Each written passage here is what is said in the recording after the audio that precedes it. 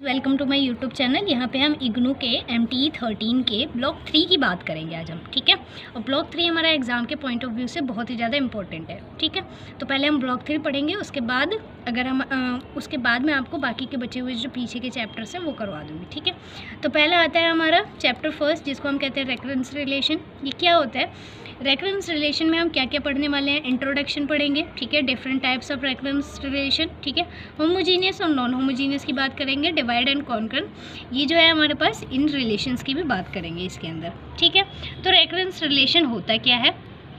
इसको इस तरीके से डिनोट किया जाता है, एन लिखा जाता है, एन जो होता है यहाँ पे ग्रेटर देन इक्वल्स टू 1 होता है, करली ब्रैकेट्स के अंदर लिखे जाते हैं, और इन टर्म्स को A1 A2 A3 dot dot dot AN तक लिखा जाता है, ठीक है। इट्स अ सीक्वेंस, ये हमारे पास एक तरीके की सीक्वेंस होती है जहाँ पे AN जो होता है वो nth टर्म को रिप्रेजेंट करता है, ठीक है। रेकरेंस रिलेशन की बात कर रहे थे। रेकरेंस रिलेशन हमारे पास वो रिलेशन होता है जो दो या दो से ज़्यादा सक्सेसिव टर्म्स के बीच में किसी तरीके का रिलेशन डिफाइन करते हैं, ठीक है। कि ये जैसे ये है हमारे पास A1 और A2, अगर इनके बीच में हमारे पास कोई भी किसी भी तरीके का एक अगर रिलेशन दिख गया कि ये एक दूसरे के ऊपर किस तरीके से डिपेंड है, ठीक है, आगे वाली जो हमारी सीक्वेंस है वो किस तरीके से वर्क कर रही है, अगर वो हमें रिलेशन पता चल गया तो उस तरीके के सीक्वेंस को क्या बोला जाता है? रेकरेंस रिलेशन बोला जाता है, ठीक है। उस तरीके के रिलेशन को रेकरेंस रिलेशन बोला जाता है। इसको हम किस तरीके से डिनोट करते हैं, आइए उसके बारे में बात करते हैं। इसको डिनोट किया जाता है AN इक्वल्स टू में लिखा जाता है जहाँ पे F AN minus 1 AN minus 2 dot dot dot AN minus K, ठीक है। सीक्वेंस की बात कर रहे हैं, सीरीज़ नहीं है। सीक्वेंस में आपको पता ही होगा कॉमास लगते हैं, सीरीज़ में प्लस हो जाता है, ठीक है। तो इसको इस तरीके से डिनोट किया जाता है AN तक हमारे पास, ठीक है। जहाँ पे F जो होता है, F किसको रिप्रेजेंट करता है? F जो होता है वो हमारे पास एक फंक्शन को रिप्रेजेंट करता है, ठीक है। F हमारा क्या होता है? कोई भी फंक्शन हो सकता है, उस फंक्शन में वो किसी भी तरीके का पॉलिनोमियल फंक्शन हो सकता है, ठीक है। तो आगे अब हम जैसे एक एग्जांपल लेती हूँ मैं आपको और फिर बताती हूँ कि क्या होता है ये। जैसे हमारे पास यहाँ एक सीक्वेंस है 2 4 6 8 10 डॉट डॉट डॉट, ये कहाँ तक जा रहा है हमारे पास? 2n तक, आगे भी है, ठीक है। अब इसके अंदर आपको पता होगा A1 जो है वो हमारा 2 है, A2 जो है वो हमारा 4 है, ठीक है। A3 हमारे पास कितना है? 6 है। ऐसे ही हमारे पास AN जो है वो कितना जा रहा है यहाँ पे? 2n तक जा रहा है ना। उसके आगे भी है बट फिलहाल हमारे पास लास्ट 2n तक दे रखा है तो हम उसको लिख लेते हैं। अब इसके अंदर हमने AN कैसे निकाला वो भी मैं आपको बता दूंगी नाउ। अब इसके अंदर क्या होगा हमारे पास? A1 की वैल्यू आपको पता है 2 है, A2 में आपको और A1 में आपको कोई रिलेशन दिखाई दे रहा है? बिल्कुल दिख रहा है यहाँ पे। A1 प्लस जब हम 2 कर देते हैं तो वो कितना आ जाता है? 4 आ जाता है ना। ऐसे ही A3 के अंदर क्या रिलेशन है? जब हम A2 प्लस 2 कर देते हैं तो वो कितना आ जाता है? A3 बन जाता है ना। इसी तरीके से जब A4 हमें निकालना होता है तो A4 कितना है? 8, तो उसके लिए हम क्या करते हैं? A3 प्लस 2 कर देते हैं ना। तो आपको यहाँ पे रिलेशन साफ नज़र आ रहा होगा कि वो रिलेशन क्या है। अगर हम इसका AN लिखें तो वो क्या आएगा? AN जो होगा AN माइनस 1 प्लस 2 किया जाएगा, है ना। एक पहले वाली टर्म में 2 प्लस कर दो तो वो हमारी आगे वाली टर्म को निकाल देता है, ठीक है, रिप्रेजेंट करता है। तो ये जो है ये क्या कहलाएगा? इसी को हम कहते हैं इसका रेकरेंस रिलेशन, ठीक है। समझ आ गया? अब हमें क्या निकालना होता है? इसका सॉल्यूशन फाइंड करना होता है। सॉल्यूशन क्या होता है? सॉल्यूशन हमारे पास वो हमारे पास एक ऐसी टर्म होती है जो इसको क्या कर दे, इस पूरे हमारे पास रिलेशन को, ये पूरी इक्वेशन को सेटिस्फाइड करती है ना। तो इस पूरी इक्वेशन को कौन सेटिस्फाइड कर रहा है? 2n सेटिस्फाइड कर रहा है ना। तो 2n क्या होगा? 2n इज कॉल्ड सॉल्यूशन, है ना। 2n क्या होगा हमारे पास? सॉल्यूशन हो जाएगा इसका। समझ आ गया आपको? ठीक है। नेक्स्ट की अब हम बात कर लेते हैं। जैसे एक और एग्जांपल लेती हूँ मैं। एक और एग्जांपल है हमारे पास, जैसे 2 4 8 16 डॉट डॉट डॉट, ये आगे की तरफ चलता जा रहा है, ठीक है। तो अब हम इसको कैसे लिखेंगे? A1 2 है, A2 हमारा 4 है, A3 हमारा 8 है और A4 हमारा कितना दे रखा है? 16, ठीक है। तो यहाँ पे हमारा A1 जो है वो क्या है? 2 है। A2 जो है, अब इन दोनों के बीच में आपको कोई रिलेशन दिखाई दे रहा है? तो बिल्कुल दिख रहा है। A2 क्या है? हमारे पास 4 है, जो क्या है? 2 गुना है A1 का, है ना। ऐसे ही A3 जो है वो 8 है, जो क्या है 2 गुना है A2 का। A3 जो है वो हमारे A4 जो है वो हमारा कितना है 16 है, जो 2 टाइम्स है हमारे पास किसके A3 के। I hope you getting my point, ठीक है।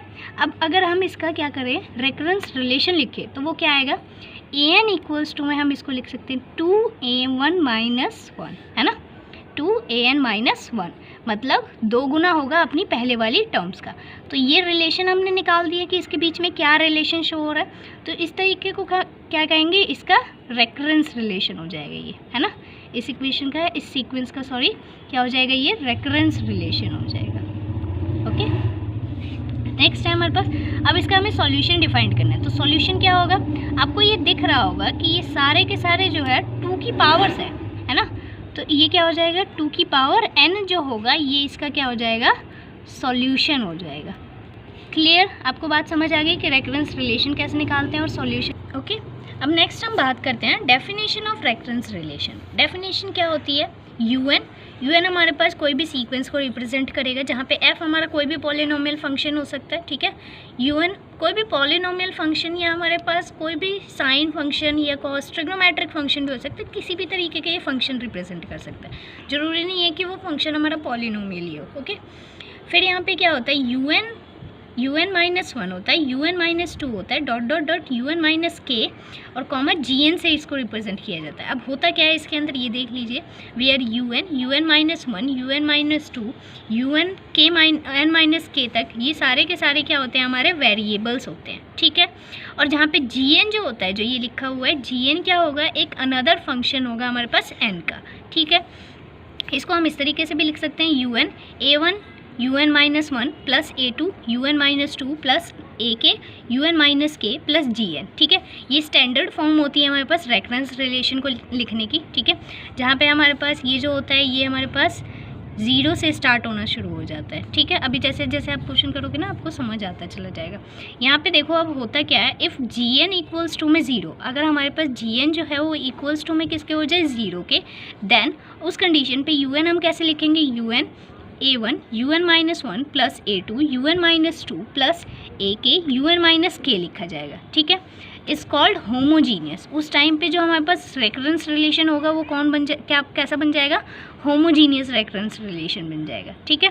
और जहाँ पे a1 a2 ak तक जो ये सारे के सारे होते हैं, इनको क्या कहते हैं, हम कांस्टेंट टर्म्स कहते हैं, कांस्टेंट वेरिएबल्स बोला जाता है, ठीक है। आई होप आपको समझ आ गया होगा, यहाँ लिखा हुआ ये इसमें है, if gn not equals to में 0 हो जाए, ठीक है, तो उस कंडीशन पे हमारे पास जो रेकरेंस रिलेशन होगा वो कैसा हो जाएगा, नॉन होमोजीनियस रेकरेंस रिलेशन हो गया। ओके, नेक्स्ट है हमारा ऑर्डर ऑफ रेकरेंस रिलेशन। इसके बेस्ड पे आपसे बहुत सारे 1-2 क्वेश्चन आ जाते हैं पेपर में कई बार कि ऑर्डर और डिग्री निकाल के आपको बतानी है रेकरेंस रिलेशन, ठीक है।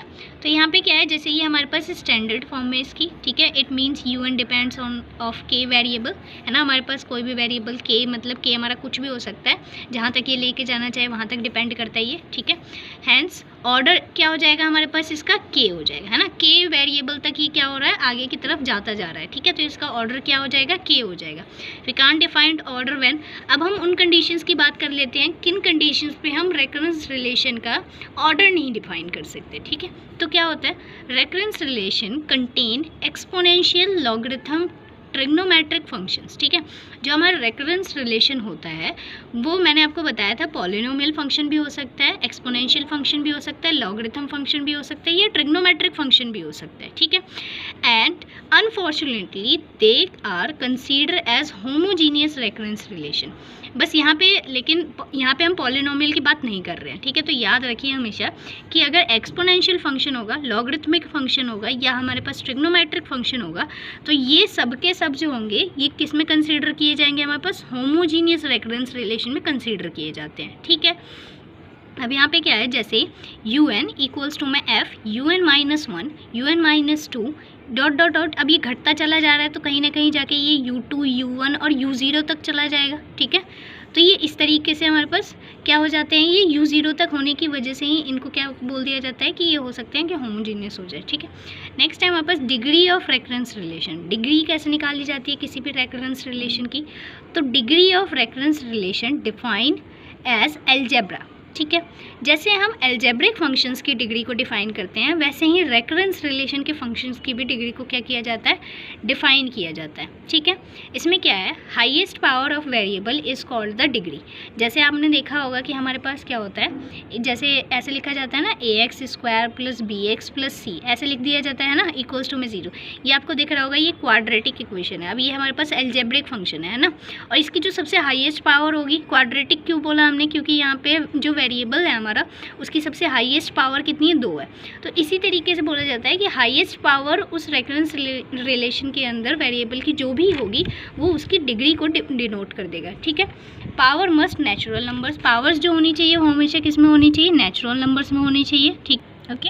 अब हम यहाँ पे बात कर रहे हैं कि हम किस किस रिलेशन की डिग्री डिफाइन नहीं कर पाते हैं। ठीक है, तो if power of variable is not a natural number like negative, और हमारे पास अगर कभी फ्रैक्शन में हो जाए, ठीक है, तो इस तरीके के वेरिएबल्स में अगर किसी भी इक्वेशन में प्रेजेंट है तो हम उसकी डिग्री को डिफाइन नहीं कर सकते। ठीक है, if recurrence relation contain trigonometric, ठीक है, लॉगरिथमिक, एक्सपोनेंशियल, अगर इस तरीके के फंक्शंस को वो कंटेन करती है तो इट हैज़ नो डिग्री, तो उसमें क्या हो जाएगा, हम डायरेक्ट लिख देंगे कि उसकी कोई भी डिग्री नहीं होगी। ठीक है, इन दो ही कंडीशंस पे हम डिग्री को डिफाइन नहीं कर सकते। ठीक है, अब जैसे हमारे पास एक क्वेश्चन है जो जैसे पूछे जाते हैं, which of the following recurrence relation is either homogeneous और non homogeneous as right degree and order of the recurrence relation. इस तरीके के क्वेश्चन आपके पेपर में पूछे जा सकते हैं, जिसमें बोलता है कि आपको इक्वेशन देख के बतानी है, रिलेशन को देख के बताना है कि वो होमोजीनियस है या नॉन होमोजीनियस है, और उसकी डिग्री और ऑर्डर भी निकालना है साथ के साथ। ठीक है, तो चलिए हम क्वेश्चन करते हैं अपने। ठीक है, तो चलिए अब इसके अंदर देखो, आपको यहाँ साफ दिख रहा होगा कि जब हमने पीछे पढ़ा था तो पीछे क्या था उसके अंदर, उसमें कहता है कि un हमारे पास एक फंक्शन था, है ना, और यहाँ पे f लिखा होता था, फिर यहाँ पे लिखा होता था un-1, है ना, कॉमा un-2, है ना, डॉट डॉट डॉट ऐसे ही चलता जा रहा था। फिर यहाँ पे लिखा हुआ था un-k, और प्लस में यहाँ पे एक फंक्शन होता था gn, है ना। अगर ये फंक्शन नहीं होता था, ठीक है, तो हम कहते हैं, अगर gn हमने पढ़ा था अभी कि अगर हमारा gn यहाँ पे 0 हो तो ये होमोजीनियस होगा, और अगर 0 नहीं होगा तो ये नॉन होमोजीनियस होगा। अब आपको दिख रहा होगा यहाँ पे एक अनदर फंक्शन है हमारे पास n का, है ना, दैट मीन्स gn हमारे पास यहाँ एग्जिस्ट कर गया, है ना। gn अगर एग्जिस्ट कर गया तो इसका मतलब क्या है कि वो नॉन होमोजीनियस हो जाएगा, है ना। तो इसको हम क्या लिख देंगे कि ये क्या है, नॉन होमोजीनियस फंक्शन है। ठीक है, ठीक है, नॉन होमोजीनियस है। अब ऑर्डर की बात हो रही है, तो ऑर्डर हमारे पास इसका क्या है, इससे डिफाइन होता है ना। मैंने बताया था कि जो वेरिएबल, जैसे कि ये लास्ट जा रहा था, सॉरी यहाँ पे के लिखना था, लास्ट यहाँ पे हमारे पास के तक जा रहा था, जहाँ तक ये जाएगा वो उसका ऑर्डर हो जाएगा। कहाँ तक गया है ये, यहाँ पे के तक गया है तो के इसका ऑर्डर हो जाता है। यहाँ पे देखो, यहाँ पे कितनी तक गया है, ये सिर्फ 1 तक गया है ना, उसके आगे तो खुला ही नहीं है, तो इसका जो ऑर्डर होगा वो क्या हो जाएगा, हमारे पास ऑर्डर हो जाएगा 1। ठीक है, और अगर इसकी डिग्री लिखनी है हमें, तो इसकी जो हमारे पास डिग्री होगी, डिग्री क्या हो जाएगी, डिग्री भी 1 होगी, है ना, क्योंकि इससे कोई मतलब नहीं है हमें, इससे डिग्री डिफाइन नहीं होगी, इससे होगी आपकी डिग्री डिफाइन। यहाँ पे देखो, यहाँ पे हमारे पास जो डिग्री है इसकी, ये कितनी है, 1 है ना, तो इस वजह से इसकी डिग्री कितनी हो जाएगी, 1 हो जाएगी। ठीक है, सेकंड क्वेश्चन करते हैं। जैसे हम सेकंड क्वेश्चन है an = में n, an-2 + 2n, ठीक है, 2 की पावर n है। अब आपको देखते ही पता चल गया होगा, ये अनदर एक फंक्शन आ गया हमारे पास। ठीक है, तो ये क्या हो जाएगा, नॉन होमोजीनियस हो जाएगा। ठीक है, हो गया ये तो नॉन होमोजीनियस। नेक्स्ट उसके बाद बात कर रहे हैं अब इसके ऑर्डर की, तो ऑर्डर आपको दिख रहा होगा, ये कहाँ तक गया है, 2 तक गया है ना, तो इसका ऑर्डर जो होगा वो क्या हो जाएगा, 2। डिग्री की बात कर रहे हैं तो 1 तक खुली है ये, तो इसकी जो डिग्री होगी वो क्या हो जाएगी, इसकी वो भी क्या होगा, 1 हो जाएगा, है ना। तो नॉन होमोजीनियस, होमोजीनियस बता दिया, ऑर्डर बता दिया हमने, और डिग्री बता दी। ठीक है, नेक्स्ट अब हम थर्ड क्वेश्चन की बात कर लेते हैं। थर्ड क्वेश्चन क्या है हमारा, थर्ड क्वेश्चन है an = √an-1 + a², सॉरी यहाँ पे a² है, an-n-2। ठीक है, ये क्वेश्चन है। अब आपको दिख रहा होगा यहाँ पे कोई भी अनदर gn का फंक्शन नहीं है ना, नहीं है ना, तो इसका मतलब क्या हो जाएगा, ये हमारे पास होमोजीनियस हो जाएगा, है ना। ठीक है, ये होमोजीनियस हो जाएगा। उसके बाद ऑर्डर क्या होगा इसका, ऑर्डर आपको दिख रहा होगा ये कहाँ तक खुला है, टू तक, तो इसका ऑर्डर 2 हो जाएगा। और इसकी जो डिग्री होगी, डिग्री क्या होगी इसकी, डिग्री होगी, कोई भी डिग्री नहीं होगी इसकी, है ना। तो यहाँ पे हम लिख देंगे नो डिग्री, क्योंकि मैंने बताया था डिग्री सिर्फ उसी की हो सकती है जब हमारे पास कोई भी फंक्शन जो है वो हमारे पास नेचुरल नंबर में हो। लेकिन यहाँ पे आपको दिख रहा होगा इसकी पावर जो है 1/2 हो जा रही है ना, तो इसका मतलब फ्रैक्शन में आ गई इसकी पावर, तो इस वजह से इसकी कोई भी डिग्री नहीं होगी, नो डिग्री हो जाएगा ये, ठीक है। आप चाहो तो इसका रीज़न लिख सकते हो, बिकॉज जो हमारे पास पावर होगी, पावर ऑफ an-1 इज़ 1/2, है ना, हाफ है, इस वजह से इसकी कोई भी पावर नहीं होगी। नेक्स्ट क्वेश्चन है हमारे पास, फोर्थ क्वेश्चन की बात करते हैं। फोर्थ क्वेश्चन है जैसे an equals to an-1 plus an-2 plus ऐसे ही dot dot dot plus a1 plus a0 तक है, ठीक है। यहाँ ये a0 तक है। अब आपको यहाँ पे दिख रहा होगा कोई भी हमारे पास एक्स्ट्रा फंक्शन नहीं है an का, सब gn का हमारे पास कोई भी एक्स्ट्रा फंक्शन नहीं है, सब an वाले ही फंक्शन है, तो इस वजह से ये क्या हो जाएगा, होमोजीनियस हो जाएगा, ठीक है, समझ आ गया। और फिर इसका हम क्या निकालेंगे, ऑर्डर निकालोगे। ऑर्डर क्या आ रहा है इसका, लास्ट में 0 आ रहा है ना, 0 तक, जहाँ तक ये लास्ट तक जाएगा वही इसका ऑर्डर होता है ना, तो ये लास्ट कहाँ तक गया है, 0 तक, तो यहाँ पे लिख देंगे नो ऑर्डर, ठीक है। डिग्री क्या होगी, डिग्री देख लो, डिग्री इनके ऊपर कोई पावर दिख रही है आपको, नहीं ना, सिर्फ 1 ही है, तो इसका मतलब इसकी डिग्री भी क्या हो जाएगी, 1 हो जाएगी, ठीक है। अब नेक्स्ट क्वेश्चन की हम बात कर लेते हैं। नेक्स्ट क्वेश्चन क्या है हमारा, जैसे an इक्वल्स टू में a² n-1 plus an-2 dot an-3, फिर मल्टीप्लाई में है an-4। अब चलो इसकी बात करते हैं। कोई भी हमारे पास gn का फंक्शन नहीं है, ठीक है, तो ये होमोजीनियस हो गया, ठीक है। अब होमोजीनियस के बाद हम इसके ऑर्डर की बात कर लेते हैं। तो ऑर्डर ये कहाँ तक है, 4 तक जा रहा है, तो दैट मीन्स इसका ऑर्डर क्या हो जाएगा, ऑर्डर हो जाएगा आपका इसका 4, ठीक है। अब डिग्री की बात करते हैं। अब कई बच्चे ऐसे होंगे जो डिग्री कहेंगे कि 2 है ना, लेकिन इसकी डिग्री 2 नहीं है। यहाँ पे अगर आप ध्यान से देखो तो ये मल्टीप्लाई में है ना, तो a1 यहाँ पे भी है, एक यहाँ पे भी है, एक यहाँ पे भी है, पावर्स आपस में प्लस होंगी, है ना, an की पावर्स आपस में प्लस होंगी तो कितनी हो जाएंगी, 3 पावर्स हो जाएंगे ना, दैट मीन्स इसकी डिग्री कितनी है, 3 है। जब मल्टीप्लाई और डिवाइड में हो तो ध्यान रखना कि इसकी डिग्री कैसे निकाली जाती है, ठीक है। नेक्स्ट है हमारे पास 6, यहाँ पे है an इक्वल्स टू में f1 n an-1 plus f2 n an-2 plus dot dot dot, यहाँ हमारे पास एफ के, ठीक है, सॉरी एफ के एन, और फिर है an-k प्लस gn दे रखा है। अब देखो यहाँ gn आ गया, gn देखते के साथ हमें पता चल गया कि यहाँ पे क्या हो जाएगा, ये यहाँ पे अब देखो, अब gn के लिए हम क्या कहेंगे, सिंपल सा दिख रहा है gn, अगर हमारे पास, अब gn हमें पता नहीं है क्या है, तो यहाँ पे हम लिख लेते हैं if gn equals to 0 then homogeneous, है ना।